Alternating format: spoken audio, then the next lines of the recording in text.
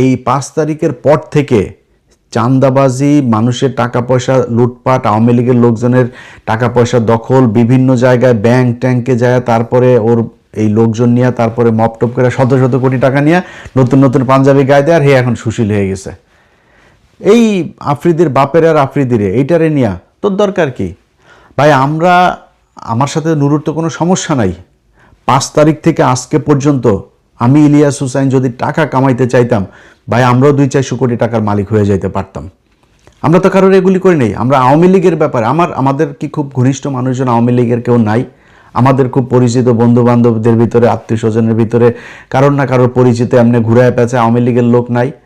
আওয়ামী লীগের ব্যাপারে আমরা জিরো টলারেন্স দেখায় আসি। যার সাথে যত সমস্যা, এই নুরুর সাথে সমস্যা বলেন, আসিফ নজরুলের সাথে সমস্যা বলেন, ওয়াকারের সাথে সমস্যা বলেন, বিএনপির সাথে, তারেক রহমানের সাথে, যাদের সাথে আমাদের যত সমস্যা, সব সমস্যা একটা কারণে, সেটা হচ্ছে এই আওয়ামী লীগের ব্যাপারে কোনো এই ঠিক নির্বাচনের আগে সারা জীবন বিএনপির গুণগান গায়ে আসলাম। গেল 1.5 বছরেও বহু ভিডিও বানিয়েছে বিএনপির পক্ষ, বিএনপির ডিফেন্ড করে, বহুত গালাগালিও শুনেছি। শিবিরের পোলাপান, সাধারণ মানুষ, বহু মানুষ আছে, ভাই দালালি শুরু করে দিলেন, ভাই আপনি বিএনপির এজেন্ট, বিএনপির দালাল, এই সেই এগুলো।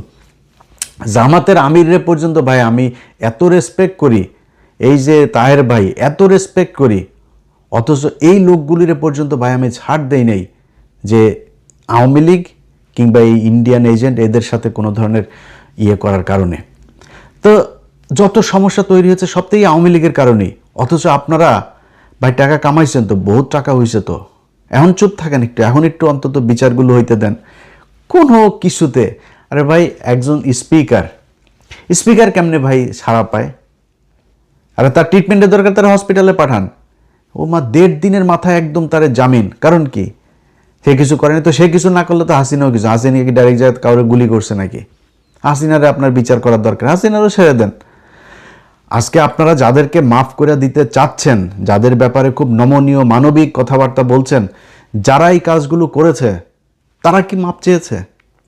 আওয়ামী লীগের ছোট একটা ইউনিট, ওয়ার্ড লেভেলের কোনো আওয়ামী লীগের একজন সভাপতিও কি তার সাথে 20 জন মানুষকে নিয়ে এসে কোনোদিন ক্যামেরার সামনে বলেছে নাকি যে ভাই আমরা আওয়ামী লীগ করতাম, আমাদের ভুল হয়েছে, আমরা জীবনে আর আওয়ামী লীগ করবো না, এই ধরনের এই নৃশংস হত্যাকাণ্ড আওয়ামী লীগ করেছে, আমরা এটা ঘৃণা করি? কেউ বলেছে এখন পর্যন্ত? যদি মনে করেন এই আসিফ নজরুলের মতো এরকম আরও কিছু জাউরা আছে, এই যে যেমন ধরেন এই বিকাশ নুরু অবস্থাটা দেখেন।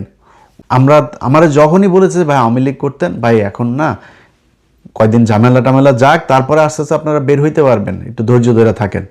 কোনো দিন কেউ বলতে পারবে না যে কোনো সচিবালয়, কোনো কোর্ট, কোনো আদালত, জজ সাহেব, আইন মন্ত্রণালয়, অ্যাটর্নি জেনারেল কারোর কাছে কোনোদিন কোনো আওয়ামী লীগের ব্যাপারে গিয়ে তারপরে কোনো তদবির করেছে, কেউ বলতে পারবে না। অথচ এই যে নুরুর বাচ্চারা, এরা মানে ধুমায়া, খালি টাকার দরকার, খালি টাকা পায় আর হয়ে যায়।